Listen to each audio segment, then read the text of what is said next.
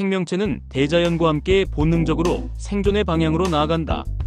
지수와 풍은 우리 인체를 구성하는 물질적 요소이다. 우리는 대지를 의지해 살아간다. 물 없이, 태양 없이, 공기 없이 살아있을 수 없다. 우주의 대자연인 지수와 풍공에서 태어나서 살아가고 있는 것이다. 우리 인간은 분명히 물질적 요소인 육체와 정신적 요소인 마음으로 이루어져 있다. 공은 정신적 인식작용인 마음이다.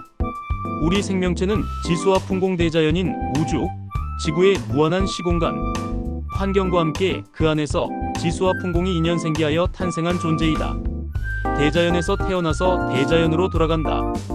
생의 세계에서 살다가 사의 세계에서 살게 되는 것이다.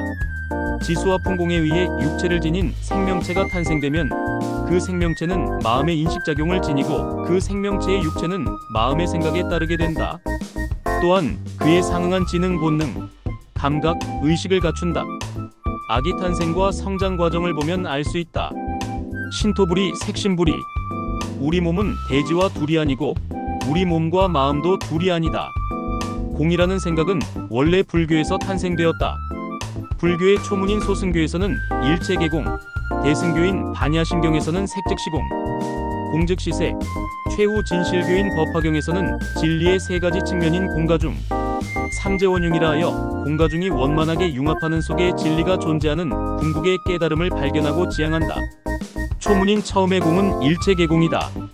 우주 삼라만상의 일체는 모두 공으로 실체가 없으며 인연으로 생기한다는 것이다. 부처님은 깨달음을 얻고 초기 제자들을 자신과 똑같은 깨달음의 길로 들어가게 하려 하였다. 초기 제자들은 대부분 브라만교, 베다교, 바라문교의 가문인 바라문과 자이나교의 극단적인 고행을 하는 수행자들이었다. 이들 중 바라문은 우주의 궁극적인 실제인 브라흐만과 개인의 고정불변하는 자아인 아트만이 하나라는 범하이려 사상으로 하늘과 하나로 연결해주는 제사를 담당하는 최상위 계급의 사람들이었다.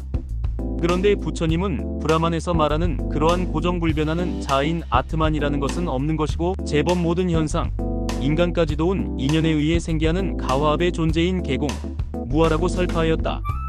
일체계공, 제법무아, 일체계고, 고진멸도 사성제 12연기의 가르침으로 베다의 아트만을 파사하면서 성문승, 연각승이라는 소승의 깨달음의 길을 설한 것이다. 소승교의 공은 일체계공이다. 그런데 아함경 등 소승교의 가르침, 12년 후 대승교에 들어오면서 부처는 소승에 머물러 있으면 안 되고 대승으로 들어와야 한다고 설법하신다. 불교는 이타의 가르침이어서 자신의 깨달음만을 추구하는 성문승, 연각승인 이승으로는 진정한 깨달음을 얻지 못한다고 제자인 성문들을 심하게 꾸짖는다. 왜냐하면 타인의 구제를 일체 중생의 구제를 위한 보살도를 구하지 않고 자신의 괴로움만을 해결하는 것에 머물렀기 때문이었다. 성문, 연각도 타인의 구제를 위한 보살도, 보살승의 깨달음의 도를 구해야 한다는 육바라밀 대승을 설하기 시작하신다. 대승교에서의 공은 색부리공, 공부리색, 색즉시공, 공즉시색이다. 소승인 아함경에서는 색은 공이어서 일체는 실체가 없는 공이라 했는데 대승인 반야심경에서는 색과 공은 다르지 않고 공이 곧 색이라고 하신다. 색이 공이라는 것은 지수와 풍의 여러 요소가 모여 그런 현상색을 이루고 있을 뿐이라는 의미이다. 현상을 부정한 것이 아니라 현상은 현상으로 존재하지만 알고 보면 실체가 없는 것 공이므로 그것에 집착할 것이 못 된다는 것이다. 그런데 공즉시색의 공이 색이라는 것은 공이 색을 살리고 있다는 의미이다. 색이 색으로 존재함은 공으로서 존재하는 것이며 공은 색을 떠나서 어딘가에 있는 것이 아니라 색의 본성으로서 색에 상즉하여 존재하는 것이라는 것이다. 마하바냐바라밀 다심경반 야심경에서 말씀하신다. 중생을 구성하는 색수상행식의 오온이 개공하다는 것을 알아 일체의 고뇌를 건너간다. 고진멸도의 사성제, 12연기, 육군, 육경, 육식의 18개까지도 공의 관점으로 보면 모두 없는 것이다. 이러한 소득이 없는 고로 보살은 바냐바라밀다를 의지하여 마음에 막힘이 없고 공포도 없이 전도 몽상을 멀리해 열반, 깨달음을 얻어야 한다는 말씀이다. 부처는 초문인 소승교의 가르침은 바라문 제자들을 이해시키고 인도하기 위한 방편으로서 설했던 것이었다. 이후 12여 년의 시간이 흘러 그들이 이해할 수 있는 때가 되자 소승교보다 더 깊고 발전한 대승교인 대집경, 유마경, 반야경 등을 설했던 것이다. 대승교의 대표적인 반야심경에서는 사실 공이라는 것은 색을 공하게 하는 공이 아니라 색을 존재하게 하는 공이며, 공이 없으면 색은 존재할 수 없는 것이라는 공의 발전과 보살도인 반야바라밀다를 의지해 보살도의 깨달음을 얻어야 한다는 진전이 있는 것이다. 초문인 소승교의 공이 실체하는 것이 없는 무아 개공으로서의 공이었다면 대승교의 공은 색의 본성으로서 색에 상즉하여 존재하는 공이라는 큰 발전이 있는 것이다. 최후의 진실교인 법화경에 들어오면 공은 공가중 삼재원흉으로의 공이 된다. 묘법연화경법화경은 석가세존 부처님이 출가하여 깨달음을 얻고 난 후 50년간의 설법 중 마지막 8년의 경이다. 부처는 대승교에 들어와서 소승의 성문, 연각은 절대로 성불할 수 없다고 엄하게 질타하면서 보살승으로 인도했다. 방등시 8년, 반야시 22년간이었다. 그런데 갑자기 법화경의 개경인 무량의경에서 내가 설한 40여 년은 아직 진실을 나타내지 않았다라고 말씀하신다. 40여 년 미현진실. 지금부터 설하는 묘법연화경이 1대42년에 부처 출세의 목적인 궁극의 진실한 깨달음의 가르침일 불승이라고 말씀하신다. 묘법연화경은 28품으로 되어 있으며 전반 14품을 정문이라 하고 후반 14품을 본문이라 한다.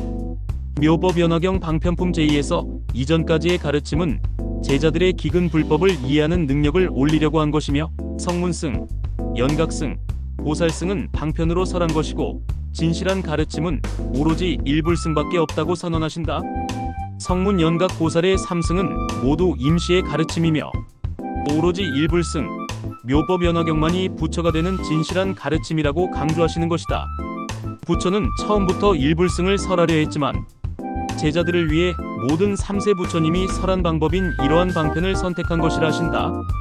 그리하여 마침내 제법실상 우주 삼라만상 모든 현상의 진실한 모습에 대해 사리부를 대고자로 설하신다. 소위 제법, 여시상, 여시성, 여시체, 여시력, 여시작, 여시인, 여시연, 여시과, 여시보, 여시본말구경 등의 10여 시이다.